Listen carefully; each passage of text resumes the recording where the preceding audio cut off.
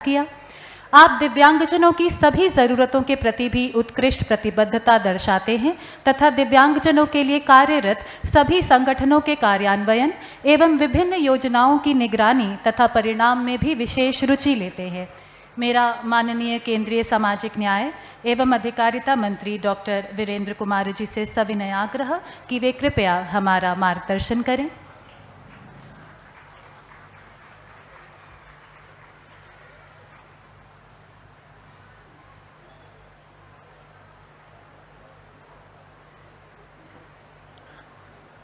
नमस्कार। एसपी निस्तार के 100 बिस्तर वाले नए भवन के लोकार्पण कार्यक्रम में आज के हमारे कार्यक्रम के मुख्य अतिथि भारतीय जनता पार्टी के राष्ट्रीय अध्यक्ष आदरणीय जेपी नड्डा जी मंच पर हमारे साथ में उपस्थित हैं। भारत सरकार में हमारे साथ मंत्री मानव संसाधन विकास मंत्री उड़ीसा की धरती की माटी के लाल सम्मानीय धर्मेंद्र प्रधान जी,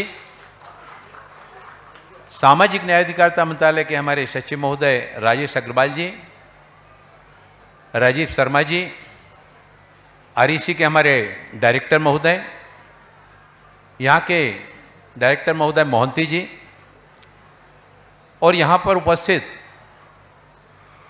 सभी गणमान्य नागरिक बंधुओं, माताओं, बहनों, नौजवान साथियों, प्रिंट मीडिया, इलेक्ट्रॉनिक मीडिया के हमारे सभी सादरणीय मित्रगण। मित्रों, आज एसपी निस्तार के लिए आज बहुत ही खुशियों के क्षण हैं। इस संस्थान से सामाजिक न्याय अधिकारिता मंत्रालय देश भर में दिव्यांगजनों के सशक्तिकरण के लिए 9 राष्ट्रीय संस्थान और 21 सीआरसी के माध्यम से अपनी गतिविधियां संचालित कर रहा है। 2014 में जब आदरणीय नरेंद्र मोदी जी देश के प्रधानमंत्री बने तो दिव्यांगजनों के समावेशी विकास सशक्तिकरण के लिए जो प्रयास शुरू किए गए वो आज सर्वविदित दिखाई देते हैं। सरकारी नौकरियों में आरक्षण 3% से बढ़ाकर 4% किया गया। शैक्षणिक संस्थानों में भी 3% से बढ़ाकर उसको 5% स्थान सुरक्षित किए गए और स्किल ट्रेनिंग के काम को विशेष रूप से आगे बढ़ाया गया। स्किल ट्रेनिंग लेने के बाद जो दिव्यांगजन अपना काम प्रारंभ करना चाहते हैं उनके लिए दिव्यांगता वित्त विकास निगम से लोन उपलब्ध करा के और ई कॉमर्स से उसको जोड़ करके दिव्यांगजनों के सशक्तिकरण के लिए विभाग काफी सशक्ति के साथ में आगे बढ़ रहा है। आज इस केंद्र पर जिस भवन का आदरणीय नड्डा जी की गरिमा में उपस्थिति में उनके करकमलों से लोकार्पण किया गया, अभी तक ये हमारा केंद्र 100 बिस्तर वाला था, लेकिन नए भवन का जिसका आपके द्वारा लोकार्पण किया गया उसके ग्राउंड फ्लोर पर वहां पर ओपीडी के साथ में लैब, एक्सरे की सुविधाएं और माइनर ओटी भी वहां पर रहेगा। फर्स्ट फ्लोर और सेकंड फ्लोर पर वहां पर बेड होंगे और टॉप फ्लोर पर वहां पर योगा की और मनोरंजन की गतिविधियां दिव्यांगजनों के लिए वहां संचालित की जाएंगी। इसके साथ ही साथ मैं आपको बताना चाहता हूं कि इस कैंपस में दिव्यांगजनों के लिए उनके स्किल ट्रेनिंग के लिए, स्किल डेवलपमेंट के लिए एक केंद्र का यहां पर भवन का निर्माण कार्य किया जा रहा है, जो 3-4 माह में ही लगभग हम लोगों की कोशिश है कि वो 3-4 माह में पूरा हो जाए और उस केंद्र के माध्यम से दिव्यांगजनों को स्किल ट्रेनिंग की गतिविधियों को प्रभावी रूप से आगे बढ़ाया जाए। ये केंद्र अभी मैं आदरणीय जब हमारे मानव संसाधन विकास मंत्री हमारे सम्मानीय धर्मेंद्र प्रधान जी बोल रहे थे, मैं उनका विशेष रूप से धन्यवाद करना चाहता हूं। आदरणीय प्रधानमंत्री जी की परिकल्पना को आगे बढ़ाते हुए और उन्होंने यहां पर जो दिव्यांगजनों के लिए उनकी गतिविधियों को आगे बढ़ाने के लिए, शैक्षणिक गतिविधियों को आगे बढ़ाने के लिए और जिस तरह से आगे बढ़कर उन्होंने घोषणा की है, मैं उनसे अनुरोध करना चाहता हूं कि अगर मानव संसाधन विकास मंत्रालय के द्वारा यहां पर और दिव्यांगजनों के लिए यहां पर खेलकूद केंद्र का विश्वविद्यालय यहां पर स्थापित किया जाता है तो ये आने वाले समय में उड़ीसा के इस केंद्र से पूरे देश में और अपनी एक पहचान बनाते हुए अभी भी हमारे इस केंद्र से हमारे जो डिप्लोमा कोर्स पढ़कर निकलने वाले, जो हमारे डिग्री कोर्स करने वाले, मास्टर डिग्री कोर्स करने वाले जो हमारे विद्यार्थी हैं, वो केवल देश में ही नहीं कई देशों में जाकर और यहां से निकलने वाले विद्यार्थी अपनी सेवाएं वहां पर दे रहे हैं। यहां पर केवल उड़ीसा ही नहीं, इस केंद्र में देश के कई राज्यों से आकर और दिव्यांगजनों के क्षेत्र में अपनी सेवाएं लेने के लिए, यहां पर पुनर्वास के लिए, इलाज कराने के लिए लोग बड़े आशा और विश्वास के साथ में आते हैं। वह केंद्र इस नए भवन के लोकार्पण होने से यहां पर फिजियोथेरेपी की, ऑक्यूपेशनल थेरेपी की और ओटी की ये सुविधाएं और भी ज्यादा प्रभावी ढंग से इस केंद्र के माध्यम से संचालित हो सकेंगी। और हमारा यह केंद्र उड़ीसा, न केवल उड़ीसा बल्कि पूरे देश में दिव्यांगजनों के लिए एक प्रकाश स्तंभ की भांति अपनी पहचान बनाता हुए दिव्यांगजनों के सशक्तिकरण और कल्याण की दिशा में महत्वपूर्ण मील का पत्थर साबित होगा। चूंकि आदरणीय हमारे राष्ट्रीय अध्यक्ष जी के कार्यक्रम बहुत सारे लगे हुए हैं, मैं आज बहुत आग्रह के साथ में मैं उनको यहां पर आने का मैंने आमंत्रण दिया था और मुझे बड़ी प्रसन्नता है कि उनकी गरिमा में उपस्थिति में इस कार्यक्रम का आयोजन होने जा रहा है। मैं उनके लिए बहुत बहुत धन्यवाद करना चाहता हूं।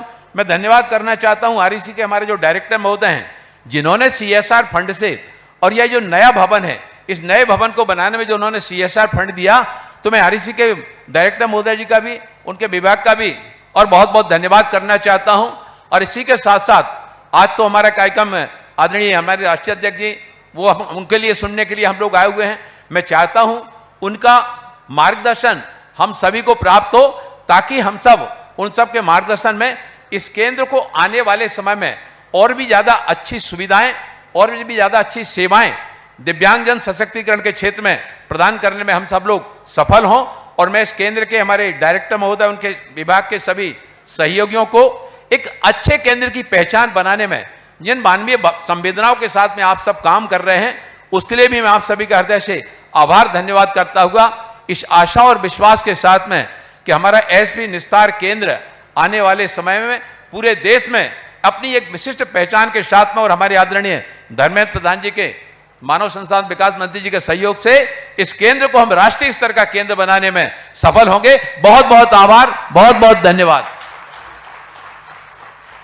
बहुत बहुत धन्यवाद माननीय मंत्री महोदय, तथा आपका हृदय से पुनः आभार। देवियों और सज्जनों, एक महान व्यक्तित्व की प्रेरक उपस्थिति ही किसी भी कार्यक्रम की सफलता निर्धारित करती है, और ऐसा ही महान और प्रभावशाली व्यक्तित्व है माननीय सांसद श्री जेपी नड्डा जी का, जो आज इस उद्घाटन समारोह को शोभायमान करते हुए हमारे मध्य मंचासीन हैं।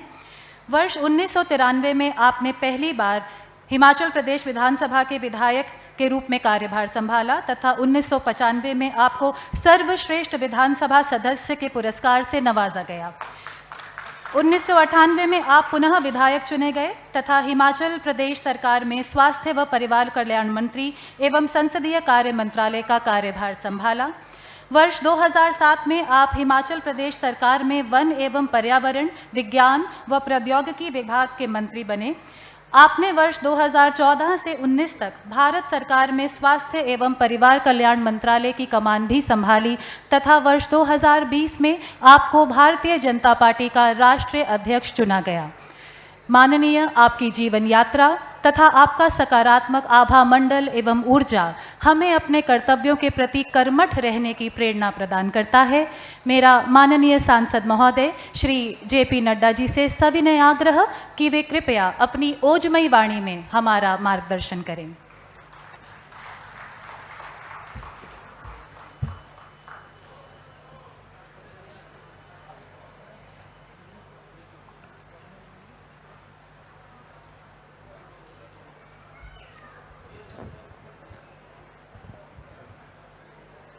आज के इस कार्यक्रम में, उद्घाटन कार्यक्रम में उपस्थित मंच पर मेरे वरिष्ठ सहयोगी और भारत सरकार में शिक्षा मंत्री सम्माननीय धर्मेंद्र प्रधान जी, हमारे भारत सरकार में सामाजिक कल्याण और एम्पावरमेंट मिनिस्टर सम्माननीय वीरेंद्र कुमार जी, हमारे सभी वरिष्ठ पदाधिकारीगण, Rajesh Agarwal ji, department of empowerment of people with disability, हमारे TSC बोस जी जो एग्जीक्यूटिव डायरेक्टर हैं, हमारे PP Mohanty ji director, Rajiv Sharma ji joint secretary, सम्मानित मंच और यहाँ इतनी बड़ी संख्या में उपस्थित Swami Vivekananda national institute of rehabilitation training and research centre के सभी हमारे टीचिंग के स्टाफ, नॉन टीचिंग स्टाफ, हमारे सभी सदस्यगण और मेरे साथ आए भारतीय जनता पार्टी के राष्ट्रीय प्रदेश के उड़ीसा के अध्यक्ष श्री समीर महंती जी और मीडिया के मेरे साथी, प्रिंट मीडिया और इलेक्ट्रॉनिक मीडिया के मेरे साथी। मेरा यह सौभाग्य है कि मुझे आज स्वामी विवेकानंद के national institute of rehabilitation training research centre में आने का सौभाग्य प्राप्त हुआ और मुझे खुशी भी है और संतोष भी है कि 100 bedded annexe building rehabilitation centre का उसका श्री गणेश करने का भी मुझे मौका मिला और आप सब लोग इस कार्यक्रम में शामिल हुए, इसके लिए मैं आप सबको भी धन्यवाद देता हूं और ऐसे कार्यक्रम में शिरकत करने के मौका के लिए जो आपने मुझे ये आमंत्रित किया उसके लिए मैं आप सबका धन्यवाद, आयोजकों का विशेष करके धन्यवाद। यहाँ स्वामी विवेकानंद जी की मूर्ति के भी अनावरण करने का मुझे सौभाग्य मिला, उसके लिए भी मैं आयोजकों को बधाई देता हूँ। मुझे बताया गया है कि हमारे प्रोस्थेटिक्स और ऑर्थोटिक्स के डिपार्टमेंट की तरफ से विशेष करके एंडोस्केलेटन टेक्नोलॉजी के तहत, जो कि सामान्यतः आर्थिक दृष्टि से इकोनॉमिकल भी पड़ता है, उसको हम सब लोगों ने बढ़ाने का प्रयास किया है और रिहैबिलिटेशन सेंटर में इसका उपयोग हम सब लोग करने वाले हैं। इसके लिए मैं आप सबको विशेष करके बधाई देता हूँ। मैं बधाई देता हूँ आरईसी को भी और श्री बोस जी को, जिन्होंने आर्थिक रूप में इस 100 बेडेड हॉस्पिटल को साकार करने में अपना योगदान किया है और department of empowerment with people with disability, उनको एम्पावर करने के लिए, उनको ताकत देने के लिए आपने जो ये सामाजिक बीड़ा अपने कंधों पर उठाया, इसके लिए मैं आपको व्यक्तिगत रूप में और आरईसी को मैं इसके लिए बधाई भी देता हूं और धन्यवाद भी देता हूं। मित्रों, हम सब लोग एक बदलते परिवेश में भारत आत्मनिर्भर हो, आगे बढ़े, हर दृष्टि से आगे बढ़े, इंस्टीट्यूट्स आगे बढ़े, इस कार्य में लगे हैं। मुझे बताया गया है कि ये इंस्टीट्यूट नॉर्थ ईस्टर्न रीजन के लिए, ईस्टर्न रीजन के लिए और सदर्न रीजन के लिए बहुत बड़ी संख्या में लोग रिहैबिलिटेशन के लिए यहाँ आते हैं और कई बार लंबी वेटिंग लिस्ट भी देखनी पड़ती है। मुझे लगता है कि ये जो 100 बेडेड हॉस्पिटल का एडिशन हुआ है, यह इसमें कहीं न कहीं एक सुविधा प्रदान करेगा और लोगों की आशाएं और आकांक्षाओं तक इसको पूरा करने में अपना योगदान करेगा। अगर हम स्वास्थ्य के दृष्टि से बात करें तो आज मैं ये भी कह सकता हूं कि देश आत्मनिर्भरता की ओर बहुत तीव्र गति से आगे बढ़ रहा है और ये रिहैबिलिटेशन के बारे में तो राजेश जी ने बताया और हमारे वीरेंद्र कुमार जी मंत्री जी ने बताया कि किस तरीके से हम इसको आगे बढ़ाने का प्रयास कर रहे हैं। लेकिन अगर हम दुनिया की परिवेश में देखें तो रिहैबिलिटेशन का काम तो हम कर ही रहे हैं, उसके साथ साथ जो आत्मनिर्भरता की ओर हम बढ़ रहे हैं, जिसमें देश ने अपनी एक पहचान बनाई है, उसको भी आज के दिन स्मरण करना, उसको याद करना और उसको आत्मचिंतन करके आत्मसात करना, यह भी आवश्यक होता है। मैं यहां आज इस कार्यक्रम में आया हूं, पूर्व में स्वास्थ्य मंत्री रहा हूं। मुझे मालूम है कि ट्यूबरक्लोसिस की दवा इस देश में दवा के इजाद होने के 25 साल बाद आई थी। मुझे मालूम है कि चिकन पॉक्स और स्मॉल पॉक्स की दवा इस देश में आने में 28 साल लग गए थे। मुझे मालूम है कि जापानीज इंसेफ्लाइटिस की दवा को भारत में आने में 100 साल लग गए। 1906 में जापान ने इसका दवाई इजाद की थी, जापानीज इंसेफ्लाइटिस की। 2006 में यह भारत में पहुंची। पल्स पोलियो को नेशनल प्रोग्राम बनने में 30 साल लग गए। हर दृष्टि से देखा जाए, डिप्थेरिया के लिए देखा जाए, दवाई आने में यहां 25 साल, टेटनस की दवाई आने में 25 साल 30 साल लग गए। लेकिन इस सेंचुरी का, इस शताब्दी का सबसे बड़ा पेंडेमिक आया कोरोना। पहला केस 20 जनवरी 2020 को केरला में डिटेक्ट हुआ। 20 अप्रैल को टास्क फोर्स 2020 में बन गया और 9 महीने के अंदर प्रधानमंत्री जी ने आर्थिक सपोर्ट दे करके और साइंटिस्ट को इनकरेज करके एक नहीं 2 वैक्सीन बना करके आत्मनिर्भर भारत का परिचय दिया। 2 वैक्सीन। और आज आप सब लोग यहां बैठे हुए हैं, आपको ऐसी तस्वीर यूरोप में नहीं मिलेगी, आपको ऐसी तस्वीर अमेरिका में नहीं मिलेगी। अमेरिका का जो बाइडेन भी भाषण देने आते हैं तो मास्क उतारते हैं, नहीं तो मास्क पहने होते हैं। और आप सब लोग बड़े नजदीक बैठे हैं बिना मास्क के। यह इसलिए संभव हुआ है क्योंकि 130 करोड़ के देश को 217 करोड़ का डबल डोज विद बूस्टर लगा करके मोदी जी ने मुफ्त में हमारे को सुरक्षा कवच दिया है। यह आत्मनिर्भर भारत की पहचान है। इसको हमको समझना पड़ेगा। अमेरिका हमसे ज्यादा सक्षम था, यूरोप हमसे ज्यादा सक्षम था, जर्मनी, इटली, फ्रांस ये हमसे ज्यादा सक्षम थे, लेकिन इनकी स्वास्थ्य सेवाएं लड़खड़ा गईं 2 महीने के अंदर। ये अपने आप को लाचार महसूस करने लगे। इसलिए क्योंकि नेतृत्व तो फैसला नहीं कर सका कि जान बचाएं या आर्थिक जगत बचाएं, लेकिन प्रधानमंत्री मोदी जी ने तय किया जान है तो जहान है। और पहले लॉकडाउन लगाया, देश को 2.5 महीने में तैयार किया। जब लॉकडाउन लगा था तो we did not have even 1 PPE kit, we did not have isolation centres, we did not have isolation beds, we did not have ICU beds, we did not have corona hospitals. 2.5 महीने के अंदर प्रधानमंत्री मोदी जी ने 2.5 महीने में भारत को PPE kit लेने वाला ही नहीं, PPE किट एक्सपोर्ट करने वाला देश बना दिया और आत्मनिर्भर बना दिया।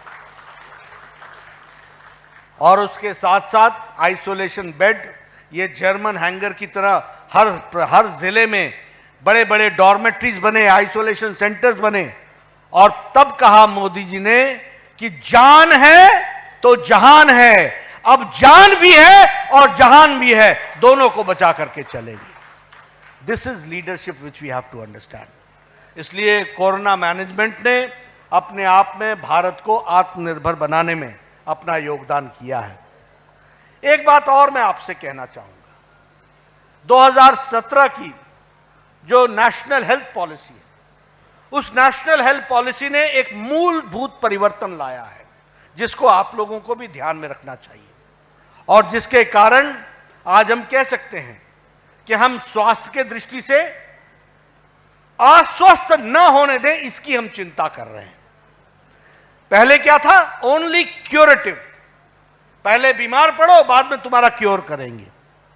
आज हम लोगों ने प्रिवेंशन, प्रिवेंटिव और प्रिवेंटिव के साथ साथ प्रमोटिव और प्रमोटिव के बाद क्यूरेटिव और क्यूरेटिव के बाद पैलिएटिव और पैलिएटिव के बाद रिहैबिलिटेटिव और उसके बाद क्रॉस रेफरल्स रखने की कोशिश की है।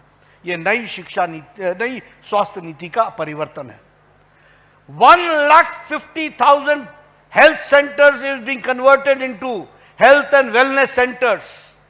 At the age of 30, everybody will have a blood checkup, blood pressure checkup, diabetes, hypertension. इसके साथ साथ हमारे mental health, physical health, dental health, ये सारी चीजों की चिंता की जाएगी ताकि हमको 30 साल की उम्र में पता चल जाए कि सामने वाला व्यक्ति इंक्लाइन टू हार्ट पेशेंट है, इंक्लाइन टू डायबिटीज है, इंक्लाइन टू हाइपरटेंशन है, इंक्लाइन टू मेंटल हेल्थ है, इसकी क्या किस तरफ ये बढ़ रहा है, इसको जान करके उसका प्रिवेंशन किया जा सके। उसी तरीके से प्रमोटिव हेल्थ, अब हर एक वेलनेस सेंटर में हम योग को प्रमोट कर रहे हैं। All India institute of medical sciences में हमने आयुष ब्लॉक खोला है और योगा को भी प्रमोट कर रहे हैं, आयुर्वेद को भी प्रमोट कर रहे हैं, और एक ही छत के नीचे आयुर्वेद, एलोपैथी, यूनानी, ये सब एक साथ क्रॉस रेफरेंस में काम करेंगे। यानी हम अलग अलग नहीं काम करेंगे, हम एक साथ मिलकर के व्यक्ति के स्वास्थ्य के बारे में चिंता करेंगे। इस बात को हमने जोड़ने का प्रयास किया। मित्रों, अगर मैं आयुष्मान भारत की बात करूं तो मुझे खुशी है कि आज 50 करोड़ पीपल का मतलब होता है the whole of America, the whole of Europe and the whole of Canada, all taken together is our Ayushman Bharat. And Ayushman Bharat का मतलब है 5 लाख रुपए का health cover to every individual 50 crore people, which is the 40% of the Indian population. हम जाते हैं दुनिया में बोलते हैं universal health care, universal health care. इससे बड़ा हेल्थ केयर का कौन सी स्कीम है दुनिया में, इसको भी हमको समझना चाहिए। मैं आपके सामने ये सारी बातें इसलिए रख रहा हूं क्योंकि there is a sea change. आप सब लोग पॉलिसी मेकर्स भी हैं और पॉलिसी इंप्लीमेंटर्स भी हैं, इसलिए आप लोगों के जहन में यह आना जरूरी है कि जो लोग आज at the helm of affairs हैं, जो लोग आज देश को चला रहे हैं प्रधानमंत्री मोदी जी के नेतृत्व में, वो मूल परिवर्तन करने के लिए योजनाएं बनाते हुए आगे बढ़ रहे हैं। इस बात को भी हमको याद रखने की जरूरत है। मित्रों, मैं आपके सामने बहुत सी बातें कह सकता हूं। आज मैं उड़ीसा में आया हूं, मुझे खुशी है कि पिछले 8 वर्षों में यहां भी हमने 6 medical colleges, 3 super speciality blocks, चाहे पुरी हो चाहे कोई हो, सब जगह हमने नए नए मेडिकल कॉलेजेस खोले। एक जमाने में एक मेडिकल कॉलेज खुलने का मतलब होता था जैसे बहुत बड़ा काम कर लिया हो, और आज उड़ीसा में 6 medical colleges have been given in past 8 years. We had 387 medical colleges, now we have got 596 medical college. The increase is 55%. We have undergraduate seats. In 2014 we had 51,000 undergraduate seats. Today we have got 89,000, 90,000 seats. It's a 75% increase. 75% की increase है। Post graduate medical seats में 31,000 सीटें थी, आज 60,000 सीटें हैं। 93% का increase है। यह भी हमको ध्यान में रखना चाहिए। कैसे हम बदल रहे हैं इसको भी हमको समझना चाहिए। 2014 तक all India institute of medical sciences 7 थे, 7। आज 22 all India institute of medical sciences हैं, इसको भी हमको याद रखना चाहिए। और उसी तरीके से अगर हम बात करें मेडिकल कॉलेज की, तो यहां पर भी मैंने जैसे कहा 6 मेडिकल कॉलेज बालासोर में खोला, बारीपाड़ा में खोला, बोलांगीर में खोला, कोरापुट में खोला, और इसके साथ साथ पुरी में भी खोला, और Jagannath medical college and hospital उसके लिए भी काम किया, और 2 नए मेडिकल कॉलेज जाजपुर और कालाहांडी। अब आप कालाहांडी को आप जानते हैं, कालाहांडी का अर्थ सारे देश में क्या बनता है? कभी कोई सोच सकता था कि कालाहांडी में we will have a medical college? And now we are having a medical college. वह बैकवर्ड डिस्ट्रिक्ट से फॉरवर्ड डिस्ट्रिक्ट की तरफ बढ़ेगा। इस बात को हमको समझना होगा, इसको हमको ध्यान रखना होगा। मित्रों, मैं बहुत सी बातें आपके साथ कर सकता हूं। आपने अब देखिए, ये विकलांग से दिव्यांग, आप इसमें इसकी स्पिरिट को समझिए। What message it gives? It gives A message कि ईश्वर के लोगों की सेवा करने के लिए हमारे भाई विद स्पेशल एबिलिटीज, वो हमारे देवता हैं, उनकी सेवा करना है, उनकी हमको चिंता करना है। इस बात को हम उसमें से बताने का प्रयास करते हैं। उसी तरीके से आपकी categories of disabilities, which was only 7 types of categories were there of disability. Today you have got 21 categories of disability. क्यों आप लोग इतने सालों तक इंतजार करते रहे सिर्फ डिसेबिलिटी बढ़ाने के लिए? क्यों? इसलिए क्योंकि सरकारों ने इसके बारे में सोचा नहीं, चिंता नहीं की। आज अगर मैं एयरपोर्ट्स की बात करूं तो एयरपोर्ट्स में भी बड़ी संख्या में एयरपोर्ट्स हैं जो स्पेशल एबिलिटी के लोगों के लिए व्यवस्था की जा रही है। रेलवे स्टेशन, हॉस्पिटल्स, हर एक जगह स्पेशल एबिलिटी के लोगों के लिए विशेष करके व्यवस्था की जा रही है। और उसी तरीके से national institute of Indian sign and languages and research and training centre यह भी सेटअप किया जा रहा है। यानी उनको बराबर का दर्जा देना, उनको एक मुख्य धारा में शामिल करना, इस तरीके की बातचीत हम लोगों ने की है। आपको जानकर खुशी होगी कि 35 इंटरनेशनल एयरपोर्ट्स और 55 डोमेस्टिक एयरपोर्ट्स स्पेशल एबिलिटीज के साथ तैयार हुए हैं और इस तरीके से हम विकसित होने के प्रयास को आगे बढ़ाने का प्रयास कर रहे हैं। मित्रों, मैं ये कहूं कि आज 100 बेडेड हॉस्पिटल का श्री गणेश हुआ है। This is not a full stop, यह शुरुआत है। और मैं आपको विश्वास दिलाता हूं कि मोदी जी के नेतृत्व में निरंतर हम विकास करेंगे और लोगों की चिंता करेंगे और इस इंस्टीट्यूट को नेशनल इंटरनेशनल स्टैंडर्ड का बनाने में कोई कसर नहीं छोड़ेंगे। इस बात को हम आपको बताना चाहते हैं।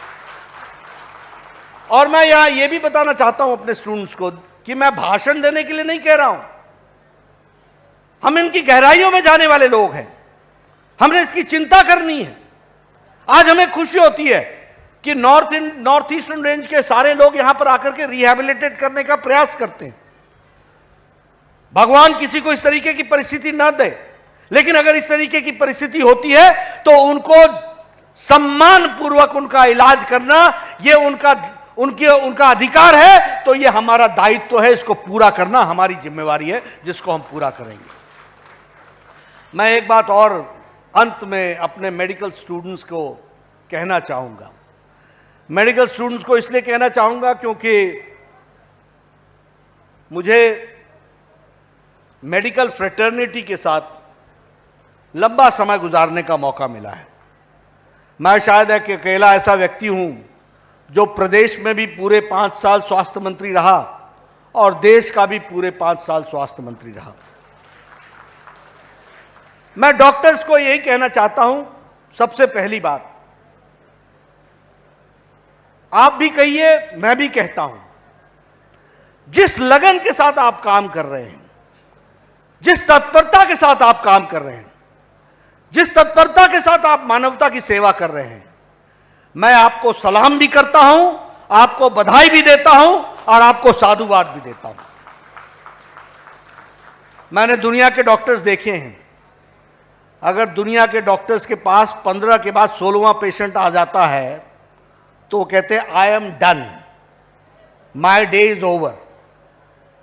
और हमारे यहां डॉक्टर्स की स्थिति ऐसी रहती है बेचारे कि वह सुबह 9 बजे के लगते हैं और 3-3 बजे तक ओपीडी में बैठे रहते हैं लंच के बगैर, और वो लोगों की सेवा कर रहे होते हैं।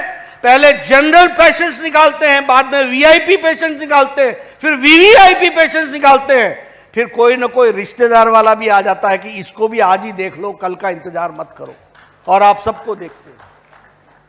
मैं जानता हूं धर्मेंद्र जी, शायद बहुत लोगों को मालूम नहीं होगा, लोग 12 घंटे की ड्यूटी देते हैं, आपने 24 घंटे की ड्यूटी सुनी होगी, लेकिन आपको यह मालूम नहीं होगा कि हमारे डॉक्टर्स 36 आवर्स की भी ड्यूटी देते हैं। यह अकल्पनीय है, लेकिन मैंने देखा है सीनियर डॉक्टर्स, सीनियर रेसिडेंट्स, वो आज आते हैं, परसों जाते हैं, और they are one of the best doctors.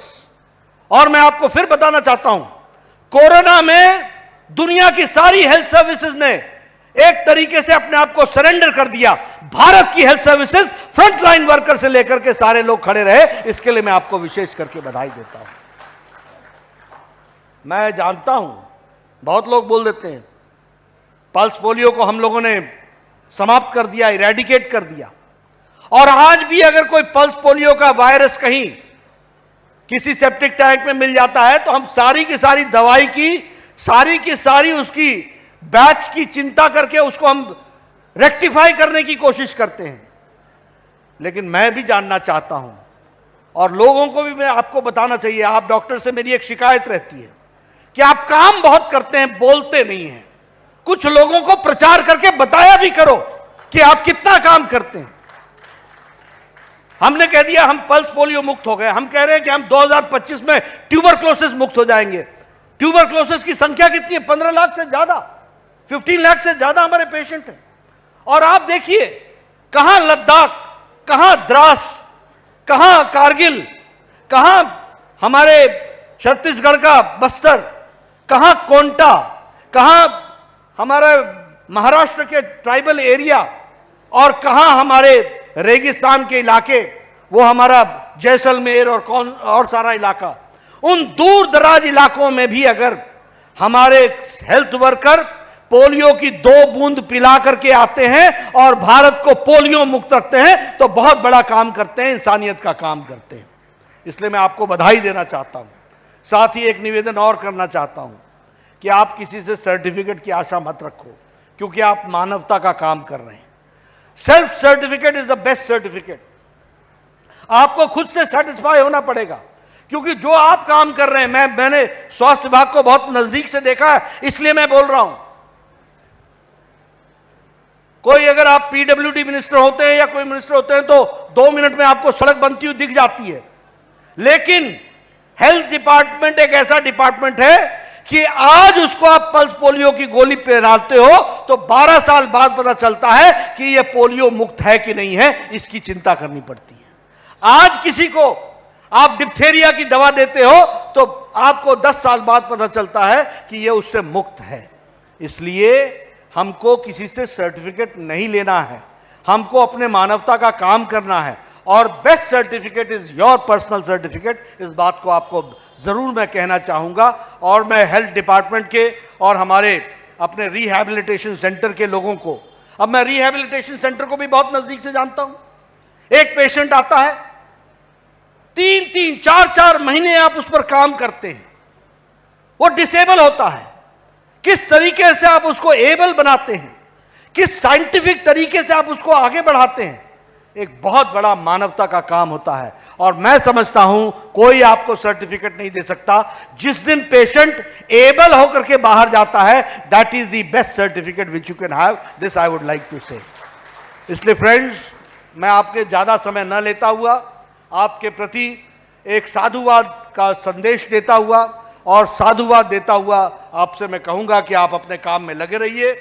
Modi ji के नेतृत्व में हम आपकी चिंता करते हुए अच्छे से अच्छे सेंटर को विकसित करने में कोई कसर नहीं छोड़ेंगे, यही मैं कहना चाहता हूं। इन्हीं शब्दों के साथ बहुत बहुत धन्यवाद।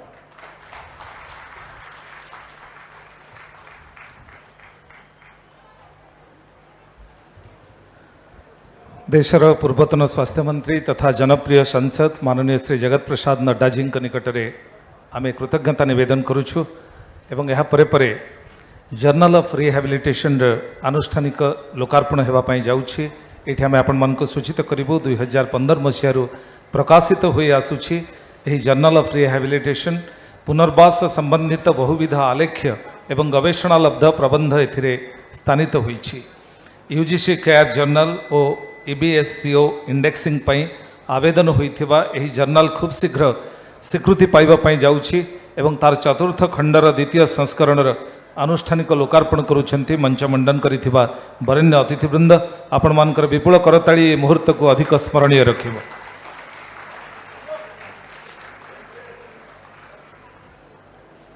अनेक अनेक शुभेच्छा जनाउछु। या परे परे सहायता उपकरण एवं आत्मनिजुक्ति किट्स प्रदान करिवे वरेण्य मुख्य अतिथि एवं मंच मंडन करिथिबा अतिथिवृंद। से मध्य बायलैटरल हियरिंग एड ग्रहण करुछन्ति वरेण्य अतिथिंक ठारू।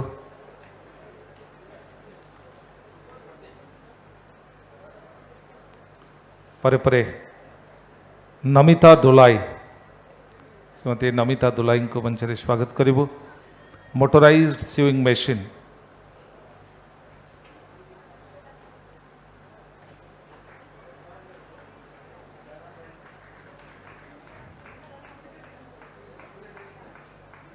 नमिता को मोटराइज्ड स्विंग मशीन एवं नर्मदा सिंह को लैपटॉप प्रदान करुछंती वरेण्य अतिथि।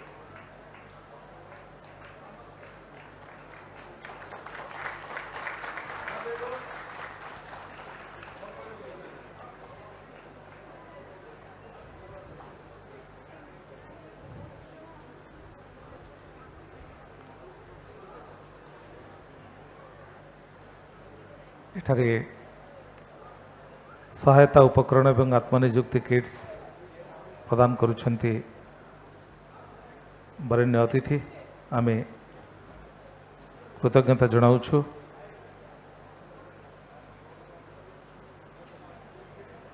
एवं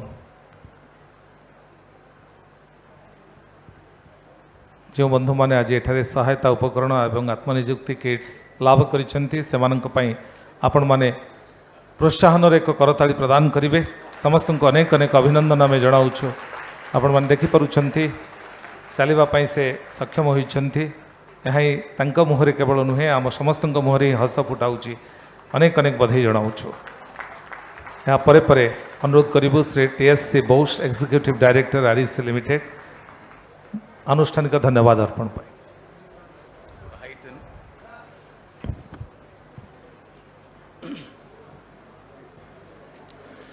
Our distinguished guest, Honorable J.P. Nadda sir, Honorable Union Minister for Education, Skill Development and Entrepreneurship, Sri Dharmendra Pradhan sir, Honorable Union Minister for Social Justice and Empowerment, Dr. Virendra Kumar sir, Honorable Secretary, Department of Empowerment of Persons with Disabilities, Sri Rajesh Agarwal sir, respected Joint Secretary, DEPWD, Sri Rajiv Sharma, Director S.V. Nirtar, Mohanty sir, teaching fraternity, staff, students of S.V. Nirtar, media friends, officials of the Government of Odisha, other dignitaries, very good afternoon to everybody.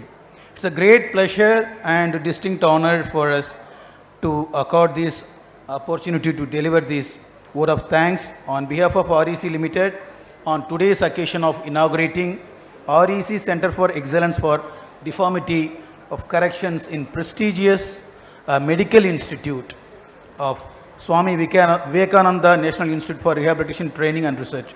Sir, at the outset, I now has been conferred with